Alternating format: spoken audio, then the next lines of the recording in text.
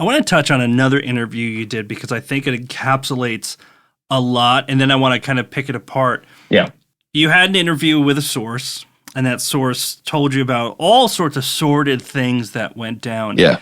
And then as soon as you were done answering your questions, he decided, I think he wanted to be your financial planner, and just basically just switched up. And it was just like, yeah, I was doing all this crazy stuff, and this was illegal, and great. By the way, could you trust me with your money?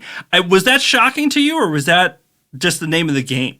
Yeah, I mean, it's funny. So he had been a Xanax dealer, and he was telling me about that. And then he was telling me like a day in the life, senior years, describing how these drugs get mixed, basically the polypharmacy thing we were talking about. He was one of the people who introduced me to the idea of the sidebar or the sidecar. And he was like, yeah, you wake up, you're hungover, you drink a beer in the shower, you take a Xanax, you do a few lines of cocaine, of course, you're smoking weed all day, and then you start to get tired, so more cocaine. Then you start to get paranoid, so more Xanax. And then, your boy isn't on the same level, so you do what's called a QB sneak, and you like basically secretly drop some Xanax into his beer. It's basically like a roofie you want to be part of. And the whole time he's standing there wearing a suit, holding a leather binder, and, he keeps going and going. There's, more and more of sidecarring and drug mixing.